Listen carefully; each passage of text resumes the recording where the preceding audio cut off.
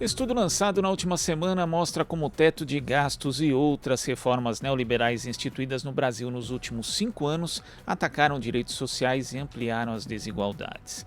O trabalho analisou normas já aprovadas e outras propostas ainda em tramitação, mostrando que o argumento de que elas iriam promover o crescimento econômico é uma falácia. A reportagem é de Rodrigo Gomes.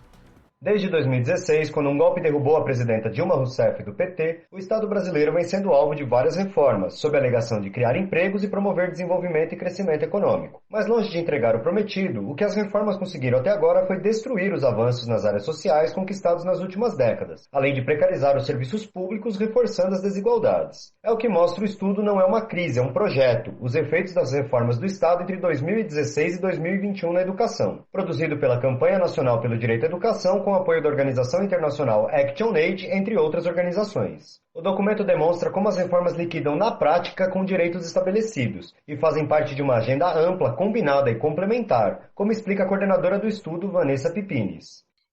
A justificativa que estava por trás da medida é de que a redução da dívida pública, a redução dos gastos públicos implicariam necessariamente um crescimento econômico, e aí a gente percebe nas análises que isso não é verdade. Congelando as medidas por 20 anos, a gente percebe, na verdade, um desfinanciamento das políticas públicas, e o impacto que a gente percebe claramente, né, é uma promoção no corte de recursos para o investimento público em educação, né? Então, a gente percebe que a emenda 95 ela coloca em risco direitos históricos conquistados pela população brasileira desde o processo constituinte de 88, né? Em relação à educação especialmente dita, a emenda 95 ela vai limitar a ampliação dos gastos federais na área do investimento federal na área da educação, exatamente no momento histórico em que a gente precisa de mais investimento e de mais aportes para a área educacional, num contexto que a gente tem evasão, a gente tem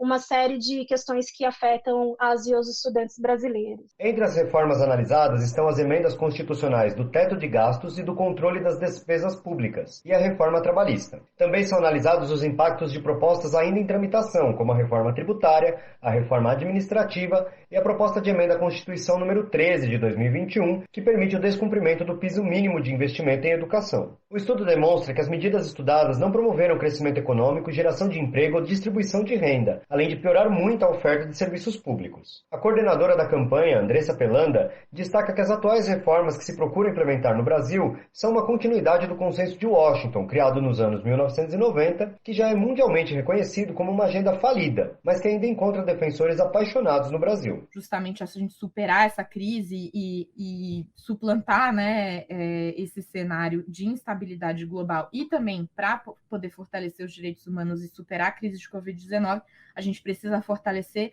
os sistemas públicos. E aí a gente vê no Brasil acontecendo justamente o contrário dessas recomendações.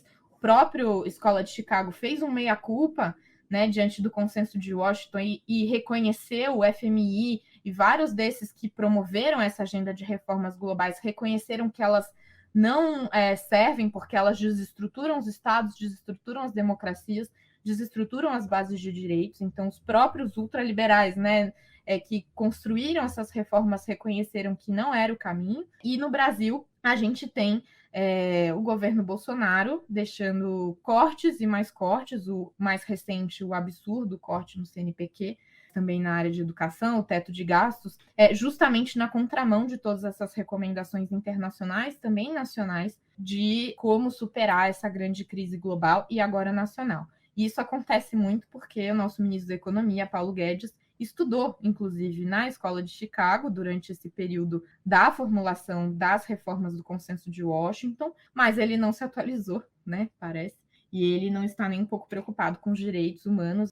Embora a emenda constitucional do teto de gastos tenha vigência de 2 décadas, em apenas 3 anos ela já provocou uma grave redução de recursos. Desde que foi promulgado, o teto de gastos levou a uma redução de 17% nos investimentos a nível federal, além de reduzir a verba do Fundo Nacional para o Desenvolvimento da Educação e a verba da alimentação escolar. A doutora em economia Ana Luísa Matos destaca que o teto de gastos já está cortando direitos e possibilidades dos brasileiros, sobretudo quando observados os gastos em educação.